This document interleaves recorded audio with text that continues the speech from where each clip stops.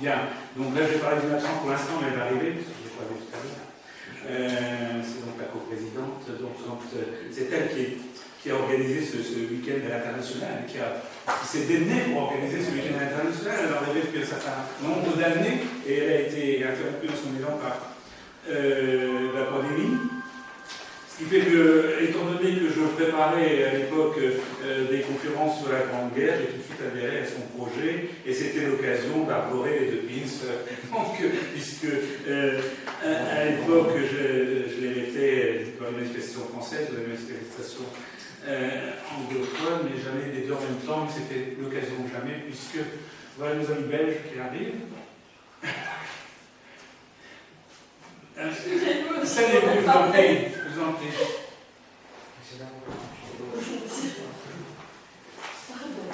Bien, donc quand Mme Silon a parlé de son projet, elle ne savait pas que depuis 30 ans, je faisais des allers-retours à Waterloo, et que depuis près de 15 ans, je faisais des conférences sur le passage du général de Gaulle à Montreuil. C'est d'ailleurs M. le Président qui m'avait incité à faire la première au musée de Montreuil, il y a déjà un certain temps.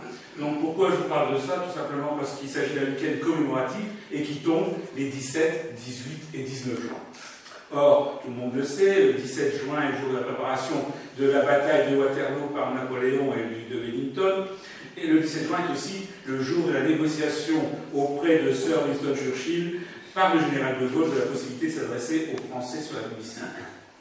Le 18, donc, c'est le jour de la bataille de Waterloo. Une défaite pour nous, Français, bien sûr, mais merci à Victor Hugo d'avoir fait connaître dans le monde entier, comme Montreuil-sur-Mer d'ailleurs, par l'intermédiaire de son roman Les Misérables, ce qui m'a permis de rejouer la bataille à ce jour 183 fois, comme Jean-Marie d'ailleurs, au son du canon. 183, oui, je les ai comptés. Le 18 juin 1940, bien sûr, est le jour de l'appel du général de Gaulle. Alors le 19, me direz-vous, qu'est-ce qui se passe, qu'est-ce qui s'est passé le 19? Eh bien tout simplement, c'est le jour de naissance du maréchal Douglas Haig à Édimbourg, en Écosse. Nous y reviendrons. Sans cesse repoussé, donc, comme je vous disais tout à l'heure, à cause de la pandémie, ce week-end ne pouvait mieux tomber au niveau des commémorations. Ce qui fait qu'il y en a beaucoup. C'est pour ça que je vous disais, debout dès 8 heures demain. Donc il faut ici féliciter, même si le week-end ne fait que commencer, l'organisatrice qui s'est aidée, comme je le disais aussi, pour arriver à cette collaboration et l'organisation de cette journée internationale. Puisque vous allez avoir demain, en principe, de la cornemuse, et voilà, et d'autres sons peu habituels dans les rues de Montreuil. Je vous parle de 1815 où nous étions adversaires, comme durant des siècles auparavant, et 1940 où nous étions unis contre la Walliser. Mais que s'est-il donc passé entre les deux? Il s'est passé un engagement entre les pays qui a été dénommé Entente cordiale. C'est ce que je vais développer en premier. Puis nous verrons ce qui s'est passé à Montreuil durant ces années, mais aussi quels ont été le rôle et l'importance du littoral proche et de la ville de Montreuil dans cette guerre, grâce ou à cause de la présence sur place du grand quartier général des forces alliées, que j'ai traité, on en parlait tout à l'heure aussi, donc grâce à un ouvrage publié en 1920 en Angleterre par Sir Frank Fox, qui a été donc republié la semaine dernière, donc au bon soin de l'association Mémoire des conflits. Et nous terminerons par la statue, donc, puisque c'est aussi l'occasion de cette rencontre, c'est que la statue a subi donc, des travaux. Ça a été peu vu parce que ça n'a pas duré très longtemps, mais la statue a été remise en état, et je vous raconterai donc l'histoire de cette statue. Le terme entente cordiale n'est pas nouveau. Il qualifie à l'origine les relations entre Louis-Philippe Ier et la reine Victoria, renouée en 1843 en Normandie au château d'Eu. Le roi de France de 70 ans, qui se souvient de son accueil en Angleterre pour la Révolution lors de son exil chez les parents de Victoria, et la reine d'Angleterre de 24 ans, sur 50 ans de différence, entendent relancer les relations familiales, la fille du roi de France étant désormais reine des Belges, et son mari, l'oncle de la reine d'Angleterre. Voilà, là pour les familles royales. Mais côté population, qu'en est-il? Ça n'est qu'en 1855 que les gens vont voir le rapprochement lors d'une visite du couple impérial français en Angleterre. Accueilli à Douvres le 16 avril par le prince consort, Napoléon III rejoint la reine Victoria à Windsor, puis à Buckingham, après une traversée de Londres à pied. Et le 18 août, le couple impérial français accueille à Boulogne-sur-Mer Victoria et Albert, qui rejoignent Paris où ils sont acclamés par plus de 800 000 Parisiens. Encore regardés avec des réserves par les anciens grognards expropriés qui se souviennent des campagnes napoléoniennes, la reine et le prince enchaînent pendant une dizaine de jours les festivités. Exposition universelle, soirée à l'opéra, banquet à l'hôtel de ville, galerie des glaces à Versailles, Victoria allant même s'incliner sur le tombeau de Napoléon Ier aux Invalides. Il aura fallu 3 siècles pour renouer les liens. Venons-en maintenant à l'entente cordiale qui nous amène ici aujourd'hui. Le 8 avril 1904 est paraphé à Londres un texte composé de 3 déclarations et d'une convention qui caractérise une situation à nouveau dénommée entente cordiale entre la France et le Royaume-Uni. Ce texte a été négocié et signé par l'ambassadeur de France à Londres et le secrétaire d'État aux Affaires étrangères britannique Lord Lambsdon. Cette entente cordiale ne peut être qualifiée d'alliance entre les deux pays car ce n'est ni un traité ni une convention militaire. Le texte définitif est l'aboutissement de longues négociations et de longs mois de marchandage entre la France et l'Angleterre. En effet, après une tentative avortée de nouer une alliance entre l'Angleterre et l'Allemagne, des contacts sont pris dès 1898, mais les débats se déroulent principalement au cours de l'année 1903. Ce rapprochement est voulu par Édouard VII, roi depuis 1901, et par le ministre des Affaires étrangères français. Les parentés entre les deux cours, allemandes et anglaises, et les rivalités franco-anglaises coloniales un peu partout, au Niger, au Tchad ou sur l'île, auraient dû favoriser le contact, mais l'Angleterre s'inquiète de la volonté de l'empereur allemand Guillaume II de développer une flotte de guerre et de vouloir concurrencer ainsi commercialement la Grande-Bretagne. L'Allemagne deviendrait alors une rivale dangereuse, cherchant à contester sa suprématie sur les mers. La France, qui souhaite aussi contrer la puissance allemande, mandate l'ambassadeur à Londres pour parvenir à un accord. En France, le journal Le Figaro mentionne, dans son édition du 4 mai 1903, le toast d'Édouard VII porté lors du dîner à l'Élysée. Je suis heureux de cette occasion qui resserrera les liens d'amitié et contribuera au rapprochement de nos deux pays dans leur intérêt commun. Ainsi, les deux pays rivaux, dont l'histoire commune est faite de conflits séculaires, parviennent, à la surprise générale, à trouver un accord. En Angleterre, le journal The Times estime que la signature des accords est un événement d'une haute importance historique. Nul événement n'a été plus vivement désiré par l'opinion publique, la plus éclairée dans les deux pays, et aucun n'est mieux de nature à cimenter dans l'avenir la politique d'objectifs et d'intérêts communs qui est le plus sûr gage de la paix universelle. Lors des discussions de 1906-1908 destinées à préciser les conditions de la coopération militaire entre la France et la Grande-Bretagne, l'Amirauté britannique avait demandé que les troupes du Royaume-Uni puissent débarquer, en cas de conflit, dans les ports au sud du Cap Grinet, écartant d'office Anvers, Dunkerque et Calais. Les ports de Boulogne, Rouen, Le Havre sont donc retenus, ainsi que Dieppe, alors que la première entente cordiale permettait un renforcement des liens entre la France et l'Angleterre contre les Russes. Cette seconde entente cordiale va créer un rapprochement avec les Russes, le Royaume-Uni s'inquiétant des rencontres entre Guillaume II et Nicolas II. Ce rapprochement va aboutir à la triple entente de 1914, France, Russie, Grande-Bretagne, qui résulte de plusieurs accords bilatéraux, alliance franco-russe et convention anglo-russe. Et les deux pays ne s'arrêteront pas là, puisque le 10 février 1913, une convention attribuait les opérations navales dans la Manche, protection des bateaux, défense sous-marin, recherche de mines aux Anglais en cas de conflit contre l'Allemagne. Il est prévu que ce ne soit pas la Royal Navy qui intervienne, mais, sous son contrôle, une force navale auxiliaire, la patrouille de Douvres, Dover Patrol, qui assurera la défense du détroit. Et ceci va être mis en place dès le 3 août à la déclaration de guerre qui fera suite à l'invasion de la Belgique par l'Allemagne. Notre littoral va donc entrer dans le conflit rapidement, avec l'arrivée massive de la population belge qui fuit par les routes et l'arrivée du corps expéditionnaire anglais dans le port de Boulogne-sur-Mer, pour rejoindre les champs de bataille, des camps, de l'Artois et de la Loire. Les soldats reçoivent un accueil chaleureux de la foule qui voient en eux des alliés déterminés à soutenir le combat de la France. Quand ils débarquent le 14 août dans leur ville pour prendre le commandement du GHQ, du général Courcouronnes, on parlera après essentiellement du GHQ. Donc à Saint-Omer, le général John French est salué par les acclamations des Boulonnais. Joie mêlée de curiosité devant la diversité des origines des croyants. Il faut ici rappeler que Victoria est reine du Royaume-Uni, de Grande-Bretagne et d'Irlande depuis 1837, qu'elle est reine du Canada depuis 1867, impératrice des Indes depuis 1876 et reine d'Australie depuis 1901. Donc idem pour les rois qui ont suivi. Les troupes britanniques réagissent très vite et s'installent conformément aux engagements négociés depuis 10 ans à Boulogne-sur-Mer. Toutefois, devant la menace des avancées allemandes, l'état-major britannique décide le 26 août, soit une dizaine de jours plus tard, d'évacuer la ville. Le trafic maritime avec la Grande-Bretagne reprendra modestement après la victoire de la Marne, soit à la mi-septembre 1914, avant de se développer à partir de novembre 1914, quand le front sera stabilisé. En ville, dans les hôtels et les casinos, les Britanniques aménagent d'importantes bases sanitaires, encadrées par 1 millier d'hommes et de femmes du personnel médical, qui peuvent accueillir 2000 blessés par jour, auxquels s'ajoutent 10 hôpitaux pour soldats français.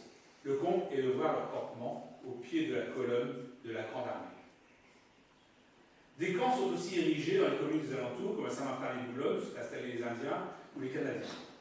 Les cités balnéaires, qui étaient en plein essor à la déclaration de guerre, au nord comme au sud, tels Livreux, Ardelot ou Le Touquet, reçoivent surtout des établissements hospitaliers qui occupent les nombreux hôtels vacants. Les Britanniques occupent plus de la moitié des 3400 mètres de quai. Ils utilisent tout le bassin de Loubet à Boulogne, où ils dressent une estacade supplémentaire. Sur 3 hectares, on trouve des dizaines de hangars et entrepôts et 71 grues. À Boulogne, le port est vite menacé par les sous-marins allemands, or le port est essentiel. Le port ne servait pas qu'aux hommes, il accueillait toute l'artillerie, les munitions et les chevaux qui descendaient des bateaux pour monter dans le train. La ville était un vrai terminal dans les deux sens. Les soldats de l'Empire britannique arrivaient du monde entier. C'est un revirement complet de situation que vivent les Boulonnais face aux Anglais, leurs ennemis depuis des siècles. Les anciens premiers de Napoléon qui ont fait la grimace lors de l'accueil de la reine en 1855 sont désormais morts. On célèbre maintenant l'entente cordiale chez les journalistes, les écrivains, les poètes, les peintres. Charles Quétier écrit « Mais de notre gloire navale, si les faces nous font l'honneur, c'est vers l'entente cordiale que nous guide aujourd'hui le cœur. Avec nos amis d'outre-Manche, quand surgissent quelques conflits, c'est qu'on s'est trouvé manche à manche au golf, au football, au tennis. » Alors maintenant, il faut montrer cette cordialité, parce que le Commonwealth c'est grand, c'est gigantesque, Australie, Nouvelle-Zélande, Canada, Afrique du Sud, etc., est entré dans la guerre et Boulogne est un passage obligé dans la lutte contre l'envahisseur qu'il faut, à tout prix, empêcher d'approcher du littoral. Boulogne accueille donc avec chaleur des Écossais en kit, des Indiens avec leurs turbans, des Canadiens et des Africains du Sud, plus des travailleurs coloniaux militarisés comme les Égyptiens et les Chinois. Ces combattants de tous les pays ont des costumes différents, des pactages différents, des coutumes différentes, des habitudes alimentaires différentes, des religions différentes.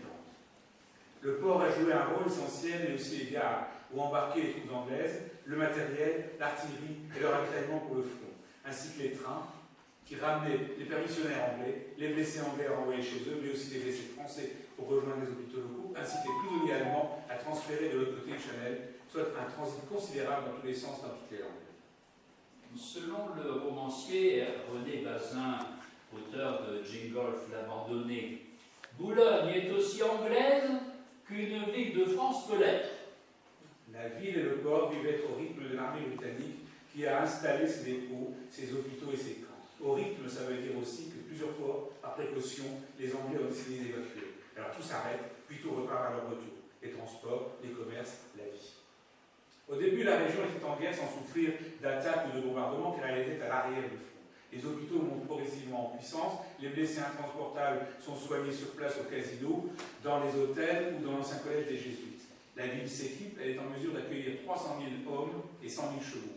Mais ce sera vite insuffisant et le surplus partira pour Étaples.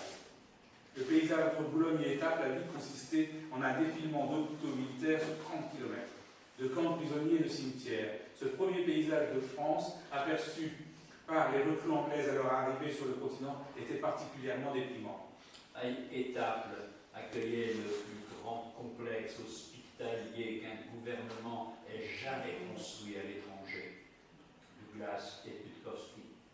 L'importance stratégique de cette zone côtière dans le déroulement du conflit explique que la région d'État ait eu sa propre administration militaire britannique. Une douzaine d'officiers d'état-major commandés par le général de brigade Andrew Thompson, d'autant plus que tout cela a été financé en plus des Britanniques par le gouvernement canadien, l'Université américaine d'Harvard, des entreprises et des personnes fortunées. Sous le titre « Loi de solidarité », on trouve d'ailleurs un article de la France du Nord qui dit « Ce qu'État a fait pour nos vaillants soldats blessés de retour du combat, pour ceux qui se rendent au front, pour nos malheureux évacués, dépasse toute imagination. C'est littéralement comblé de douceur, de réconfortant, de tabac que les uns et les autres, si nombreux fussent-ils, ont toujours quitté l'hospitalière station. » Je ne peux finir ce chapitre sans signaler un fait qui va marquer la dernière partie de la guerre, c'est l'arrivée des Américains qui ont décidé d'entrer en guerre en avril 1917 et le 13 juin, les premières troupes américaines, 53 officiers et 146 soldats, ainsi que leur commandant en chef, le général John Joseph Pershing, débarquent à Boulogne-sur-Mer. On en reparlera. Vous venez de voir que l'entente cordiale était passée de la théorie à la pratique, et ce en un temps record, du fait d'événements extérieurs imprévus, l'assassinat de l'archiduc à Sarajevo et l'entrée immédiate des Britanniques dans le conflit. Voyons maintenant comment Montreuil a contribué à l'organisation et à la gestion de ces mouvements d'hommes et de matériel. Avant de passer à Montreuil, je voulais saluer l'arrivée de Madame Stevens, l'organisatrice du week-end. Voilà.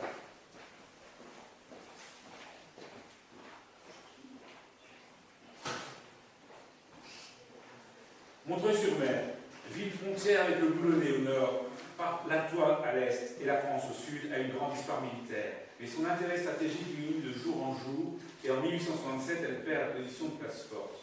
Le dernier bataillon d'infanterie est dissous en 1872. La municipalité se bat alors pour redonner vie à ses casernes et obtient, en 1884, l'implantation de l'école militaire préparatoire. Et le 30 juillet 1914, c'est le colonel Philippe Pétain, commandant de la 4e brigade d'infanterie basée à Saint-Omer, qui vient à Montreuil remettre les prix de fin d'année de cette école militaire préparatoire. Telle est la situation de Montreuil-sur-Mer quand la mobilisation générale décrétée le 1er août 1914 pour une mise en place le 2 août. L'Allemagne déclare la guerre à la France le 3 et l'Angleterre à l'Allemagne le 4. L'armée d'active est mobilisée la première, elle est complétée par la réserve. On fait appel ensuite, en plus, aux volontaires. Au total, 28 classes d'âge sont mobilisées, soit environ 8 millions d'hommes sur une population de 40 millions d'habitants. C'est ce qui fait qu'on appela cette guerre de suite la Grande Guerre. Non par la durée qui était encore inconnue, mais pour la mobilisation de 8 millions de personnes. L'arrondissement va envoyer 1 millier de soldats réservistes au départ de la gare de Montreuil. Nous sommes en août, et la campagne va vite s'apercevoir qu'elle manque de bras pour les moissons. On rappelle les hommes plus âgés, les femmes valides et les grands-enfants pour s'occuper activement des travaux des champs. L'école militaire préparatoire est évacuée précipitamment. Le 27 août, elle part pour les Antilles. Le Montreuillois n'est pas impacté directement par la guerre, c'était plutôt le bassin mouillé et la Rajoie, me direz-vous. Bien sûr, mais l'arrondissement se trouve directement concerné parce qu'il fait partie de la zone des armées, c'est-à-dire un secteur où l'autorité militaire prévaut sur l'autorité civile, compte tenu des circonstances particulières, de la stratégie ou, en l'occurrence, de la possibilité d'y loger un état-major. L'autorité militaire décide d'implanter l'hôpital militaire français dans les bâtiments de l'orphelinat pour les premiers blessés ramenés d'Artois, ainsi qu'un hôpital militaire britannique réservé aux troupes indiennes installées, lui, dans les locaux de l'école militaire préparatoire évacuée, c'est-à-dire la caserne du Val, hôpital militaire indien, qui sera lui-même transféré pour pouvoir accueillir le General Headquarters, GHQ. Le conteur dont j'ai repris les textes pour évoquer le sujet, Sir Frank Fox, journaliste et soldat, commence la guerre comme correspondant attaché à l'armée belge. Nommé officier en décembre 1914, il est affecté en France, à Montreuil-sur-Mer. C'est un homme anxieux qui nous raconte ces événements, conscient de l'importance du lieu et de la mission à accomplir, dans le sérieux et la compétence, tant la vie des soldats en dépendait. Voyons maintenant donc le détail d'organisation et d'installation de ce GHQ. Il est important de rappeler que l'armée britannique est composée exclusivement de volontaires à cette époque. Elle dispose de 400 000 soldats répartis dans l'Empire, mais non entraînés. Seul un corps expéditionnaire de 70 000 soldats a l'expérience du mouvement. l'Empire s'engage réellement dans le conflit en envoyant de plus en plus d'hommes. Et ce, en prenant le risque de dépouiller la protection de son propre territoire qui risquait chaque jour l'invasion allemande. Cette aide matérielle fut essentielle à l'armée française, sans compter l'aide morale apportée aux troupes engagées dès septembre 1914 et stoppées dans leur premier élan. Les Anglais, dès leur débarquement, rejoignent les fronts. Ils sont envoyés par Sir John French à Ypres pour soutenir le général Foch et à Vigny pour soutenir le général Joffre. C'est à partir du 31 mars 1916 que l'armée britannique en France prend de l'importance. Et cette date, c'est celle de l'arrivée du GHQ à Montreuil-sur-Mer. Après 18 mois passés à Saint-Omer, base arrière pour les conflits en Béthunois et dans les Flandres de 1914 et 1915. Mais Saint-Omer ne convenait plus, du fait de sa situation trop excentrée par rapport au front qui s'élargit. Montreuil était plus centré par rapport aux bases britanniques qui étaient les ports de Dunkerque, Calais, Boulogne, Dieppe et Le Havre, et aux moyens de communication qui permettaient de joindre le front, Paris ou Londres, dans la journée. Les Montreuillois vont donc désormais subir la présence du GHQ, car la présence des forces alliées et les mouvements de troupes, après les mouvements de civils émigrés, leur rappelaient à chaque instant que la guerre n'était pas si loin, d'autant plus que leur liberté allait en prendre un coup. Ils allaient devoir se soumettre au laissez-passer avec visa spécial aux deux portes de la ville et à la gare. Les entrées et sorties sont désormais interdites de 20h à 5h du matin et la circulation en ville n'est autorisée que de 5h à 22h. La population doit se calfeutrer la nuit, de même les rues ne sont plus éclairées. Généralement, la cohabitation se passe assez bien. Le maréchal Haig, ayant été nommé en remplacement du maréchal French, prend les choses en main. Depuis 1914, les effectifs ont été multipliés par 10. Il n'y avait pas que de l'infanterie, mais aussi de la cavalerie, des cyclistes, des vétérinaires, des mécaniciens, des électriciens, des pharmaciens, des ingénieurs, des radiotélégraphistes, des services de transport et d'approvisionnement. Montreuil-sur-Mer était alors une ville de 3500 personnes environ, qui réussit à accueillir, grâce à ses hôtels particuliers, son école d'enfants de troupes, ses châteaux et quelques baraquements, des milliers de militaires. C'est au départ une organisation de 300 officiers chargés de mettre au point et gérer l'intendance de milliers d'hommes au front pour être prêts pour l'offensive, autant que pour la contre-offensive. Ils passeront progressivement de 300 à 1700 officiers qui, avec les services extérieurs et la sécurité, vont atteindre au total, officiers et soldats, 5000. Donc j'ai dit 3500 habitants permanents à peu près et 5000 militaires sur place. À la tête, un commandant en chef et d'un secrétaire militaire, d'un secrétaire privé, d'un officier médical, d'un officier d'escorte et de 5 aides de camp. Ce commandant, le maréchal Douglas Haig, commandant en chef, séjourne dans le château de Beaurepaire, au hameau de Saint-Nicolas, à quelques kilomètres, ceux qui connaissent, en campagne. Château qui devient rapidement un haut lieu décisionnel et stratégique. Les responsables politiques vont s'y rencontrer et s'y succéder. Le maréchal y reçoit 5 fois le roi d'Angleterre Georges V, qui y rencontre le président de la République française, Raymond Poincaré, le 8 août 1916 et le 7 août 1918 pour des réunions de crise. Il y reviendra plusieurs jours en novembre 1918. On y voit passer aussi Aristide Briand et Georges Clemenceau, président du Conseil, le général Joffre, le 17 juin 1916, le général Foch, commandant suprême des armées alliées, le 10 avril 1918, et le Premier ministre David Lloyd George et le Raja de Ratlam ensuite. Winston Churchill était souvent en France. Il s'installe à Verchop, dans le château du père du conseiller général du Cueillier, pendant 18 mois, de juillet à janvier 1916, merci. Il reçoit plusieurs fois Louis Loucheur, ministre français permanent.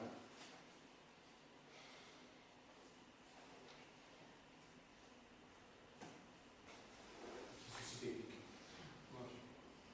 C'est pour ça que, bon, je ne voulais pas présenter, j'en profiter. Donc, pour présenter tous les gens qui m'assistent ou qui m'ont assisté ou qui m'ont supporté, et mon épouse qui m'envoie les photos qu'elle prend à différents endroits, dans les dernières en Écosse, Jean-Marie Fontaine, donc, qui, sur la lecture, pour ceux qui sont déjà venus à d'autres conférences, sont déjà aperçus, et mon fils qui était à la technique, qui ne peut pas s'occuper de tout. Bon, monsieur Métoir faisait ses conférences tout seul, c'est plus difficile à gérer.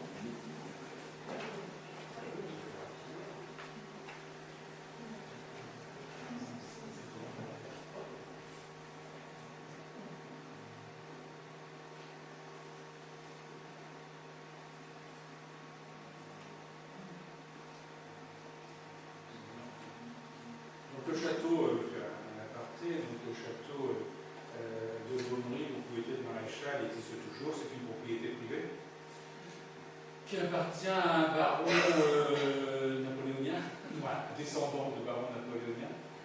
Ça se visite très peu, parce que c'est une propriété privée. Le monde a malheureusement la possibilité de le voir, mais on a de nombreuses photos des hommes politiques qui y sont allés. Je crois qu'il est cassé.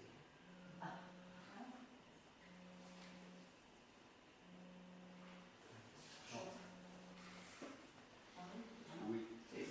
Ah, voilà.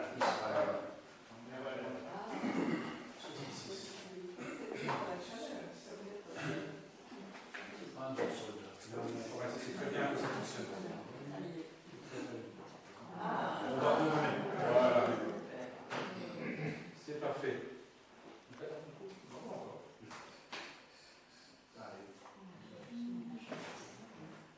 Il y a des bouteilles d'eau dans le fond de la salle si quelqu'un en a besoin. C'est le moment de faire la pause.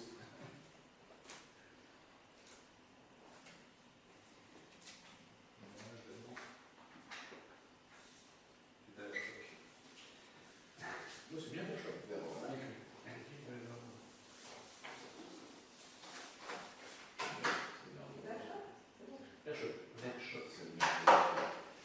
Donc c'est là où descendait Winston.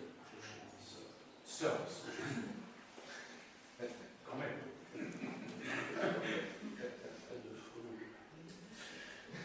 Vous avez une famille qui a une chouchette?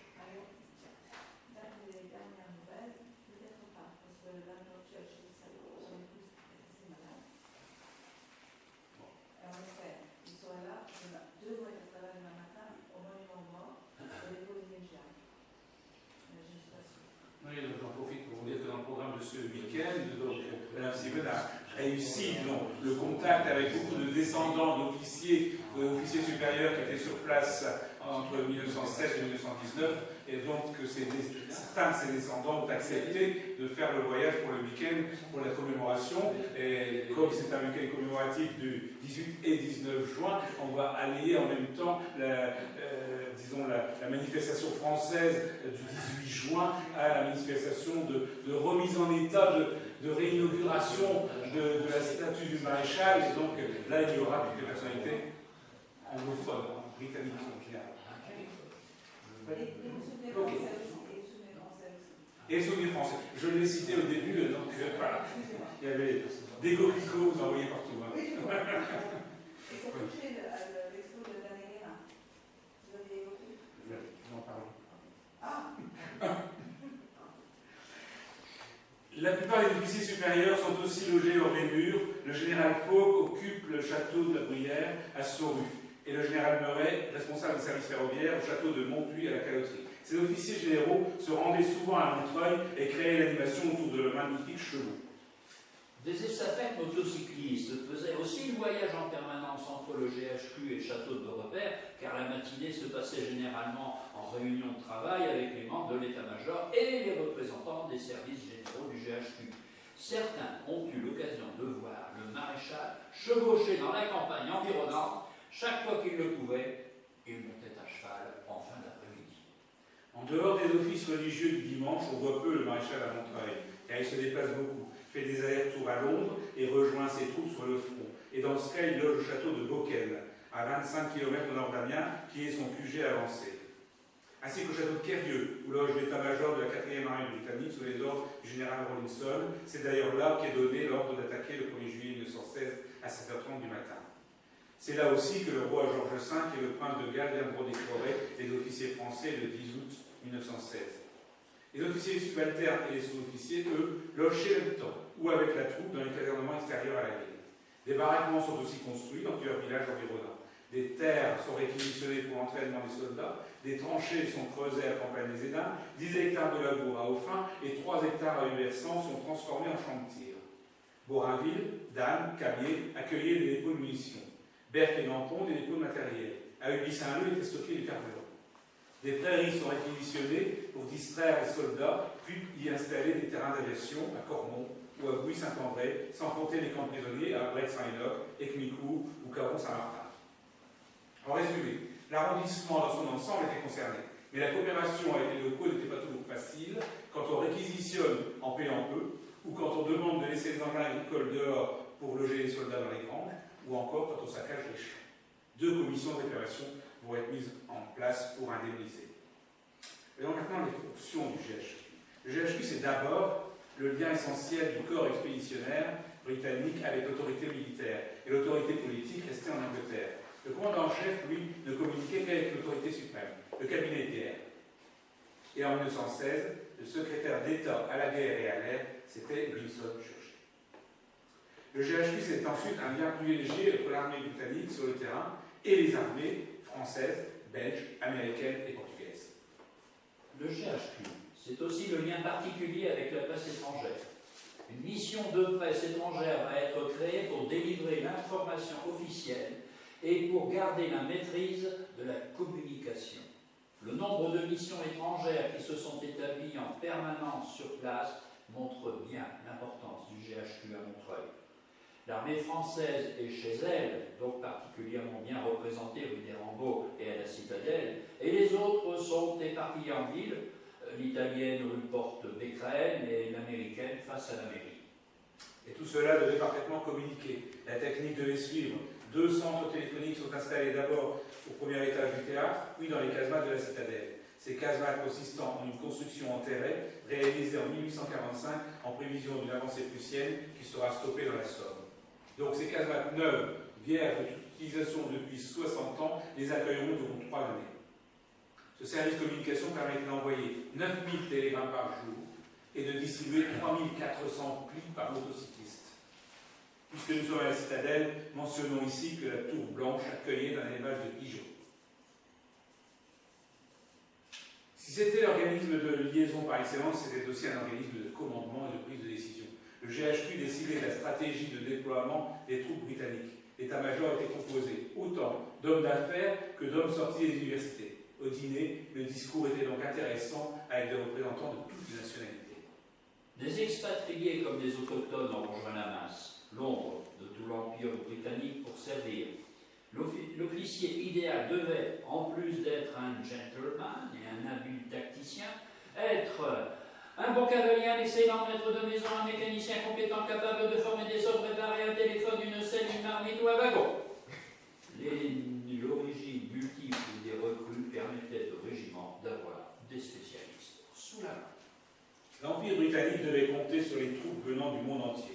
Pour l'état-major, l'armée devait être et rester impériale. Véritablement impériale, c'est-à-dire qu'elle ne devait paraître qu'une force unique, même si elle était composée d'une multitude d'armées différentes. Le côté des équipements de santé était particulier, moi là, je ne le développerai pas aujourd'hui, c'est le côté chirurgical plutôt que le médical, le Royal Army Medical Corps qui intéressait le GHQ. Néanmoins, il fallait gérer tous les petits bouts. Et de grandes avancées ont été faites pendant cette guerre dans la réparation des corps et la lutte contre les microbes. Je le dis, je ne le développerai pas aujourd'hui parce que bon, j'ai une version plus longue de ma conférence où là je parle des hôpitaux, des infirmières, du camp d'Étaples, etc., etc. Mais il fallait faire assez court, donc voilà. Mais si vous voulez me revoir une autre fois, nous prendrons le temps d'une version plus longue. La gestion des hôpitaux occupait des milliers de personnes sur le littoral, mais aussi dans tout l'arrondissement. Le GHQ s'occupait aussi de l'approvisionnement. Donc le GHQ organisait la répartition. Il y avait 2 millions d'hommes à nourrir avant l'arrivée des Américains, 500 000 animaux et 813 000 tonnes de provisions par mois. J'ai dit des hommes, mais il y avait aussi des femmes. Les Anzacs, c'est-à-dire australiens, ce qu'on appelait ici les Anzacs, australiens, néo-zélandais avant tout, attiraient la curiosité plus que les Canadiens. Ils étaient appréciés pour leur bravoure. Les Anzacs avaient déjà apporté leur aide dans la guerre des Boers en Afrique du Sud et dans la révolte des Boxers contre les Chinois. Puis, ils étaient passés aux Dardanelles, à Gallipoli. Donc, les idées sur cette jeune nation au début de la guerre allaient évoluer en quelques années. Vous connaissez peu les Australiens et les Néo-Zélandais, on va apprendre à les connaître. Les Américains vont arriver, donc dès juin-juillet 1917, 12 700 GI débarquent à Boulogne-sur-Mer. Du 25 avril au 25 juin 1918, cette force passe de 14 000 soldats à 188 000. Et à la fin des hostilités, les forces américaines s'élèveront à 1 790 623 combattants. L'armée britannique prit la responsabilité de nourrir et d'équiper ses troupes. Il fallait répondre à leurs demandes au plus vite, que ce soit pour des bottes ou des mitrailleuses. Les officiers de liaison américains du GHQ firent rapidement du bon travail aux côtés de l'état-major britannique. Les Américains vont se répartir en 3 armées et cette organisation va faire taire la propagande allemande car la troupe est impressionnée et commence à avoir la troupe. Le GHQ de Pershing est situé à Chaumont, en Haute-Marne.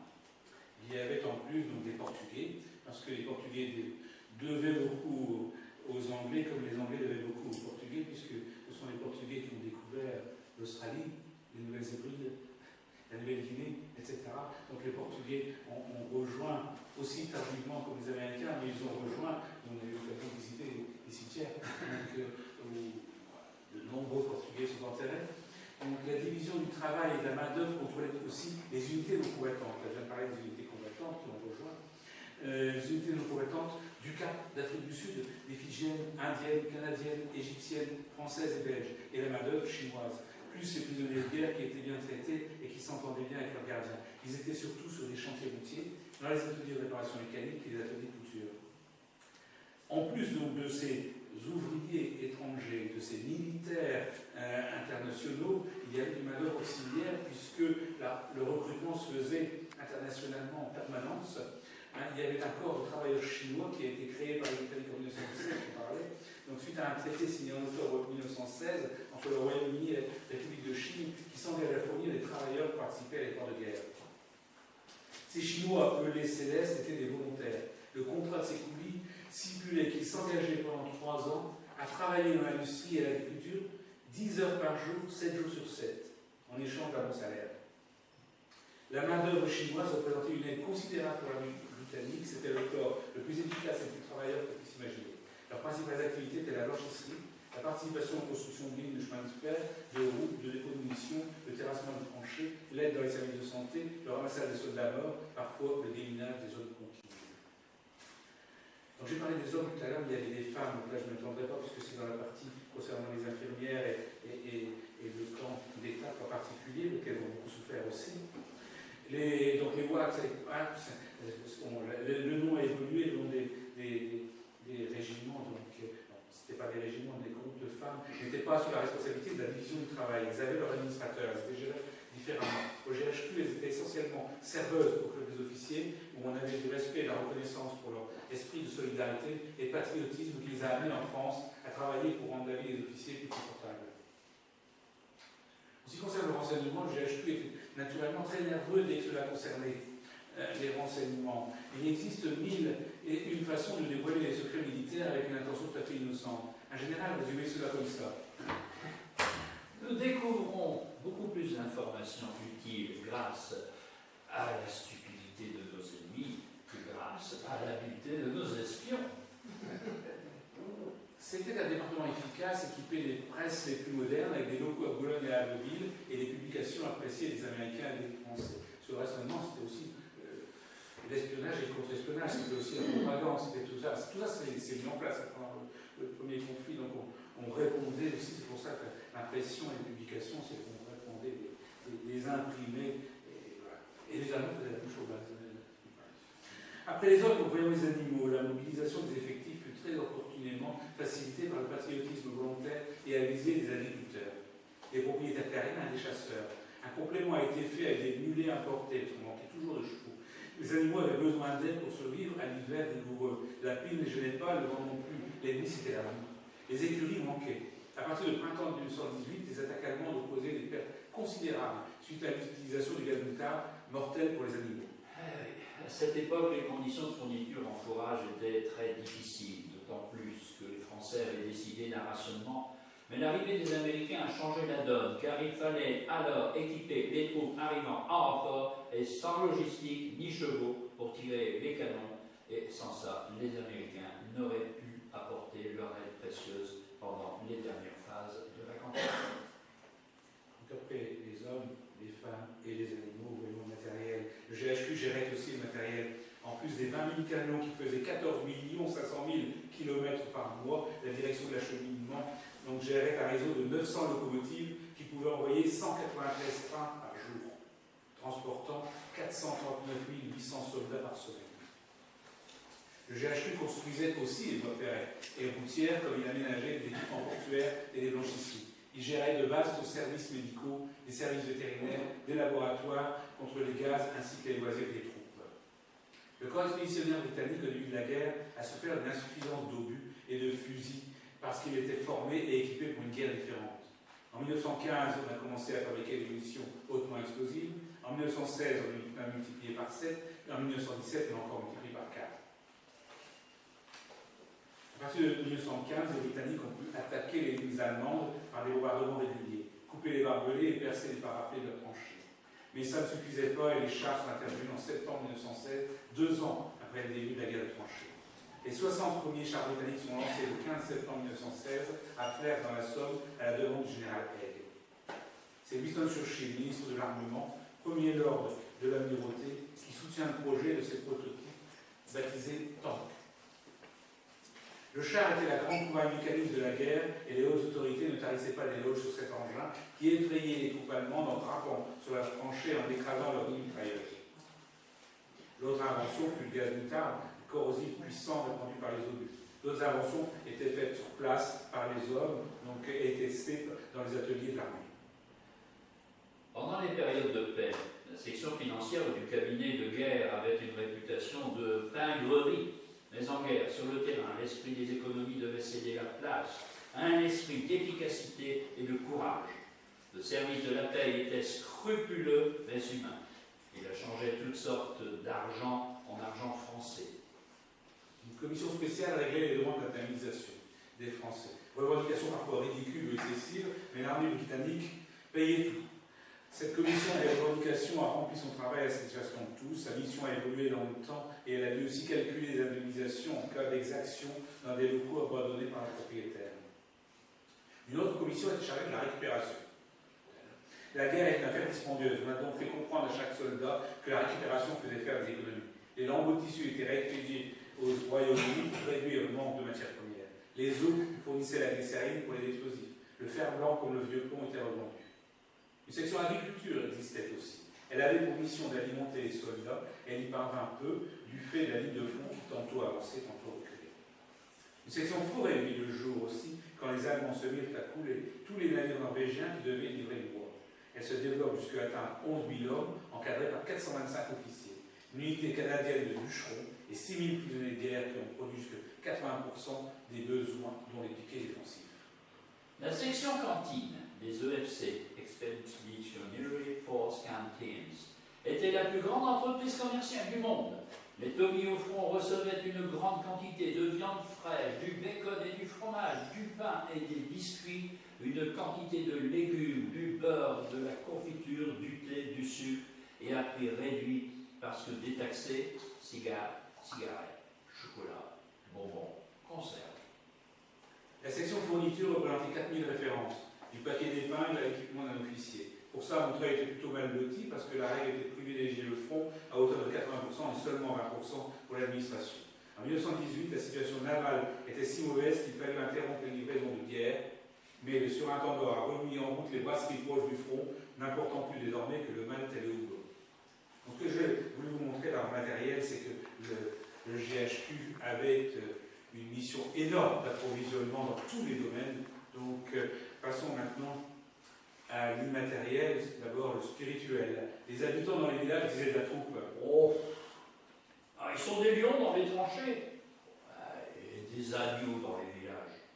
L'état-major ne se rendait pas souvent au culte. Le commandant en chef donnait le bon exemple en assistant à l'office de l'église d'Écosse dans un baraquement installé face à la citadelle presque chaque dimanche. Et la plupart des officiers préféraient travailler le dimanche.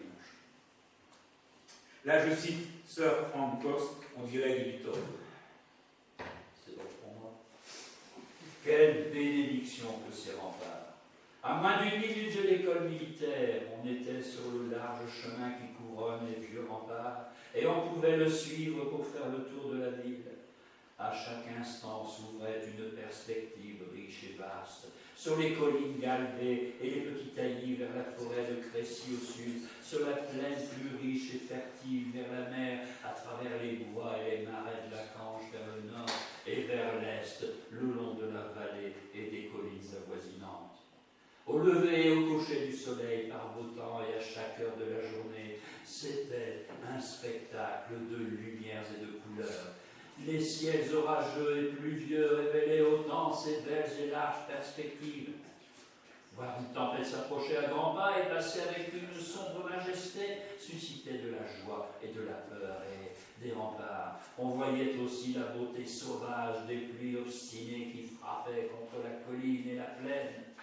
Ceux qui avaient un peu plus de temps libre faisaient des balades ravissantes en bas, autour des remparts, le long de la vallée de la Canche, dans laquelle ils pouvaient pêcher, ou bien dans les vieilles douves des fortifications.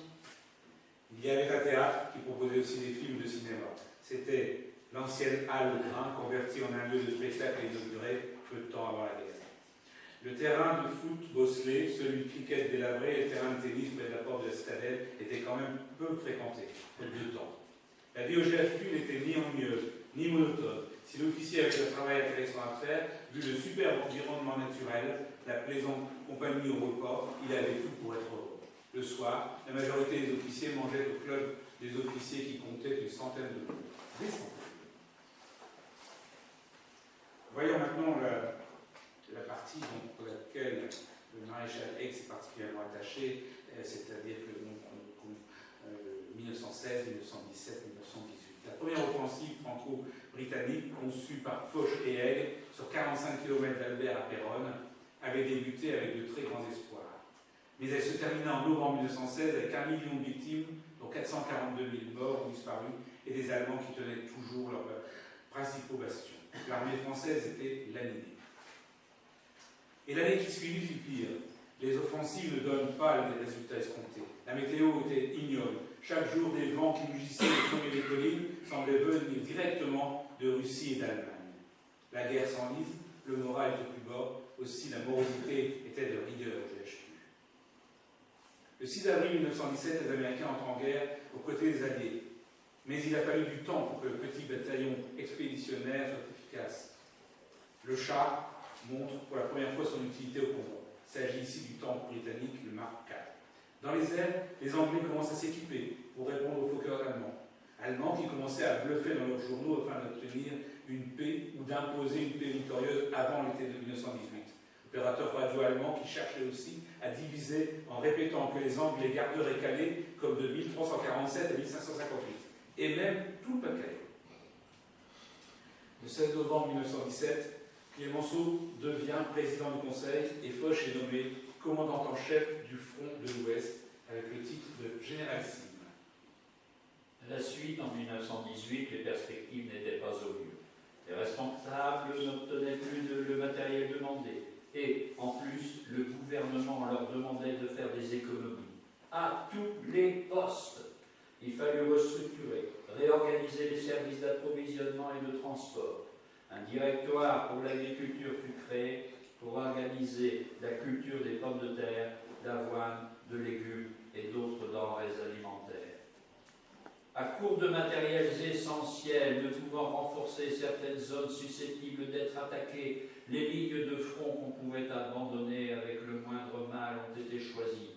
Un plan d'évacuation des civils avait été communiqué par le GHQ aux Français, qui décide donc que si les Allemands progressent, les ports de Calais, Boulogne, Dunkerque doivent être rasés. Les digues et écluses réduites, les terres inondées. L'évacuation d'une partie du Pas-de-Calais était organisée. Les responsabilités respectives des troupes britanniques et françaises étaient bien définies dans la destruction des chemins de fer, des voies navigables, des systèmes de signalisation et des usines. Des renforts arrivaient d'autres fronts, mais sans matériel, sans équipement, sans ravitaillement et sans la connaissance des méthodes de fonctionnement. L'administration britannique du GHQ dut approvisionner les troupes britanniques, américaines, portugaises, d'autant plus qu'il fallait aussi évacuer les civils et leur bétail le plus loin possible des territoires menacés. Les camions étaient précieux puisqu'ils pouvaient intervenir partout, de jour comme de nuit. Certains chauffeurs conduisaient 36 heures d'affilée, 90 000 camions anglais, 90 000 camions français, plus 40 000 camions américains débarqués. À ce sujet, l'un d'entre eux était toujours prêt dans la cour de la caserne du Val, à Montreuil. Il devait pouvoir emporter les cartes et papiers importants de Montreuil vers la côte à tout moment, en cas de réception d'ordre d'évacuation du GHQ. En ce printemps 1918, le GHQ réagit et se réorganise. Au lieu de préparer la grande retraite, il prépare une grande offensive, tant en approvisionnement qu'en remise en fonction des réseaux ferroviaires repris essentiels, comme Boulogne, Amiens, Paris, ou secondaires pour ravitailler les hommes en marchandises. Un QG avancé est installé près d'Amiens pour résoudre au plus près les problèmes du front. Il fallait tenir Amiens coûte que coûte. Le général Ludendorff lance alors une série d'attaques sur le front occidental du 21 mars au 18 juillet 1918. Il veut couper en deux les lignes alliées pour pouvoir rallier Paris et il veut profiter de cet avantage avant l'arrivée des forces américaines. À Villers-Bretonneux, les Anglais peinent et abandonnent le village. Mais avec intelligence et ruse, les commandants australiens attaquent de nuit en mettant l'infanterie devant. Ils reprennent Villers-Bretonneux et repoussent les Allemands le 4 avril. Ce fut la première bataille de chars de l'histoire. Au total, 422 000 Australiens étaient engagés dans l'Australian Imperial Force. 10 773 jeunes Australiens y laisseront leur vie. À Montreuil, même loin du bruit des canons, la fatigue était des plus extrêmes. Il était rare qu'un officier quitte son bureau avant minuit, sachant qu'il devait y être tous les jours à 8h30. Les repas étaient de plus en plus pris sur le pouce. Le concours de circonstances rendait le travail un peu plus harassant. Les officiers d'état-major qui avaient mis au point les plans de repli et d'évacuation, quoique imperturbables, essayaient de se rassurer parce que perdre le Pas-de-Calais, c'était perdre les ports. Donc plus de ravitaillement, ni de renfort, sauf à passer par Le Havre, Brest ou Cherbourg. Les troupes ont maintenu leur position devant Amiens. Le camion n'a jamais rejoint le littoral avec les cartes. Les attaques allemandes devant Amiens ayant échoué, l'ennemi essayait désormais de reprendre du terrain et d'étrangler les lignes d'approvisionnement et les points sensibles comme les ponts et même les hôpitaux. Dans la nuit du 19 au 20 avril 1918, 116 bombes sont lâchées, faisant énormément de victimes dans les hôpitaux du camp d'Étaples, dont beaucoup d'infirmières anglaises. La ville d'Étaples aussi fut bombardée du 13 au 18 mai et dans la nuit du 30 mai 1918. Pour détruire les Algéries, 4 unités de DCE sont installées sur le littoral, à Étaples, Saint-Josse, Merlimont et Montreuil. Le 28 mai, les Américains, qui commencent à être plus nombreux et mieux équipés, lancent l'offensive. Le général australien Sir John Monash insiste sur les moyens de communication et de ravitaillement. Les chars emportent les médicaments et les munitions, et les avions bombardent le matériel. Plus une parfaite coordination entre les corps, plus une ruse efficace. Les Australiens et les Américains avancent sans masque parce qu'ils n'envoient que des fumigènes, et l'artillerie couvre le bruit des chars. La guerre avait pris un tournant. L'unité de commandement mise en place, c'est-à-dire la nomination de Foch comme commandant en chef du front de l'Ouest, ne généra presque aucun commentaire au sein du GHQ. La coopération était bonne auparavant entre les forces alliées. Après son instauration, le commandement britannique conserva une certaine indépendance dans ses approches et sa politique, mais accorda son soutien le plus fidèle au généralissime français. Les relations entre Douglas Haig et Ferdinand Foch étaient bonnes. En juin 1918, un comité interallié des approvisionnements fut créé pour assurer le contrôle de toutes les fournitures, stocks, transports. Cela s'avérait difficile d'utiliser un stock commun, car les fournitures, comme les munitions, étaient presque toutes différentes. Seuls des matériaux en vrac comme fourrage, charbon ou essence pouvaient être partagés.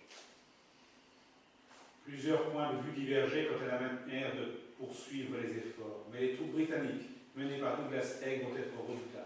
11 divisions plus l'aviation et 400 chars vont faire reculer les Allemands comme jamais. Le 31 mai et 21 août 1918, Montreuil avait été bombardé. Quelques morts. Un géologue australien a été chargé de remettre en service des galeries, d'anciennes carrières sur la citadelle, en creusant des passages à partir du quai des remparts. Abris qui ont parfois servi aussi aux civils qui ont subi les bombardements chaque nuit jusqu'à la fin. Ce qui préoccupait était de pouvoir approvisionner en continu malgré les bombardements incessants. Il y avait toujours un mois de stock d'avance et l'idée de garder un couloir avec l'Angleterre comme base arrière d'approvisionnement. tout le monde se préparait au meilleur comme au pire, c'est-à-dire la destruction du Pas-de-Calais si l'ennemi réalisait une percée tonitruante, et c'est le meilleur qui arriva. Le 10 août, la première armée française, avec à sa droite la troisième, prend Montdidier et permet la réouverture de la ligne de chemin de fer Amiens-Paris. Le 15 août, le maréchal Douglas Haig programme la reprise d'Albert qui tombe le 22, puis Bapaume le 29. Le corps australien d'Isperonne. Le 31 août, le Mont-Saint-Quentin, lieu hautement stratégique, est pris par les Australiens de Sir John Monash. Le 3 septembre, le même général australien John Monash attaque Delhomme avec seulement 8 chars et s'empare des positions. 1000 soldats australiens y laisseront leur vie. Et 4300 Allemands seront prisonniers à la fin de la journée. Du 8 au 11 novembre, les armées britanniques, françaises, américaines et belges ont fait plus de 400 000 prisonniers et récupéré 6500 armes. Là aussi, il a encore fallu gérer. Mais la guerre était finie et elle était gagnée. Par qui? Revenons sur les noms cités. Le commandant en chef, Douglas Haig, est né à Énambourg, dans la distillerie familiale. Il fait ses études à Oxford et à l'Académie royale militaire de Sandhurst, d'où il sort major de sa promotion. Officier de cavalerie dans les hussards avec le grade de premier lieutenant, il est envoyé durant 9 ans en Inde. Il revient pour la guerre de Boers et repart en Inde où il est nommé chef d'état-major de l'armée indienne. Il devient ensuite le bras droit du général French et aide de camp du roi. Pas facile à cette époque pour quelqu'un qui n'appartenait pas à la haute aristocratie. En 14, il commande le premier corps d'armée britannique en France, promu général après les batailles de Mons et d'Ypres, où le corps d'armée laisse 310 000 morts. Il arrive à Montreuil-sur-Mer comme commandant en chef du corps expéditionnaire anglais. Il dirige plusieurs campagnes britanniques en 1916 et 1917. Le front bouge peu. Promu maréchal, il représente les Britanniques à la conférence de Toulon en mars 1918 et se met aux ordres de Foch, commandant unique. Et ce sont les troupes qui supervisaient qui vont contribuer au succès des forces alliées après le dernier assaut des Allemands. Il a bousculé les stratégies militaires. Il a décidé de faire avancer les chars, de n'utiliser l'artillerie qu'au moment de contact et de n'engager la cavalerie et l'aviation qu'après. Le général américain John Pershing parle de lui comme l'homme qui a gagné la guerre.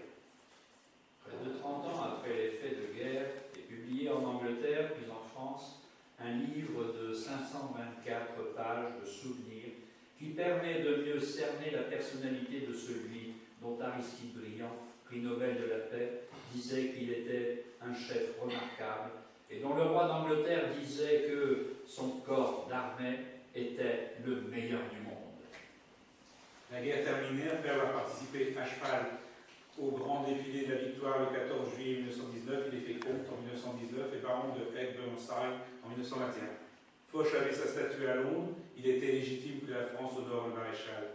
Paul Lambowski va lui réaliser une statue équestre selon le modèle du cheval du colonel Brécard, directeur de la cavalerie au ministère de la Guerre, et dans une pose choisie par la maréchale. La statue est inaugurée le 28 juin 1931 en grande pompe, puisque Madame la maréchale Haig, Lord Tyrrell, ambassadeur d'Angleterre, le ministre de la Guerre André Maginot, les amiraux et maréchaux dont le maréchal Pétain, les généraux Gouraud, Gamelin, etc. seront là. Le maréchal étant décédé en 1928. Les honneurs seront rendus par les anciens combattants, les Scott Guards, la British Legion, les Spahis et la garde républicaine. Les discours seront filmés et radiodiffusés dans toute la France. Cette même statue sera démontée le 26 juillet 1940, soit 9 ans plus tard, par les Allemands et partira 15 jours après en Allemagne par le train pour être fondue. Mais une nouvelle, à l'identique, est repositionnée sur son socle devant l'ancienne halle du théâtre au cinéma de Montreuil le 25 juin 1950, à nouveau en grande pompe. La famille Haig était sur place, ainsi que l'ambassadeur d'Angleterre, le préfet du Pas-de-Calais, etc. Grâce au sculpteur qui a conservé le moule et à l'ancien sous-préfet de Montreuil, devenu inspecteur général de l'administration. Les 3 tonnes de bronze nécessaires à la refonte sont récupérées en Allemagne dans la zone britannique et le financement bénéficie de dommages de guerre et d'une nouvelle souscription nationale. Maître Loire l'avoué nous compte que la statue fut exposée au Salon des artistes français, qu'elle eut un grand succès, le président de la République, Vincent Auriol, ayant chaleureusement félicité le sculpteur lors du vernissage. Sur le socle, on peut lire ces mots. Ce monument a été élevé par souscription nationale à la mémoire illustre du maréchal Haig, en souvenir de la collaboration des armées britanniques et françaises et en témoignage de l'amitié franco-britannique. Une autre statue se trouve sur l'esplanade du château d'Édimbourg, dans le lieu le plus touristique de la capitale écossaise. Ainsi qu'une autre, à Londres, de Whitehall. Il faut maintenant conclure. En 1914, les Anglais n'étaient pas prêts. Il a fallu former les hommes, fabriquer le matériel, tout organisé pour répondre à les attaques allemandes, elles préparées et équipées. En 1918, la petite armée inépuisable, comme l'avait appelé Guillaume II, a pris sa revanche. Forte de 64 divisions, bien organisées, bien ravitaillées, elle a gagné de grandes batailles face à une armée allemande bien supérieure en nombre. Dans le journal de Montreuil du 30 mars 1919, Henri Pottet, historien local, écrivait: La présence de l'état-major de nos alliés fit de Montreuil, pour ainsi dire, le cerveau de l'armée britannique. Par l'intermédiaire des lignes télégraphiques et téléphoniques, tout un ensemble de communications nerveuses émanait de Montreuil. La silhouette du chef suprême a souvent été marquée sur nos vastes horizons. Nos héros n'ont apprécié la loyauté et le courage de nos alliés sur le champ de bataille. Côte à côte, les deux nations ont résisté aux plus terribles épreuves en défendant le même idéal. Il est nécessaire que la grande union de l'Occident survive à la guerre. Maître Roy me racontera plus tard, lors d'une conférence, une scène qui s'est passée en 1922, lors d'une cérémonie que présidait le roi Georges V dans le cimetière de Notre-Dame de Lorette. Les deux maréchaux, Haigues et Foch, se donnaient la main devant leur roi, qui les prit et, serrant dans ses propres mains à leur poignée de main, leur dit: Toujours bons amis, n'est-ce pas? Foch de répondre: Toujours amis, sire, pour la même raison et la même cause. Il est bon de se rappeler, quand on est face à la statue, que l'homme qu'elle représente a rendu d'immenses services à la France et qu'il a combattu pour un idéal qui était celui de la France et des Français. Merci.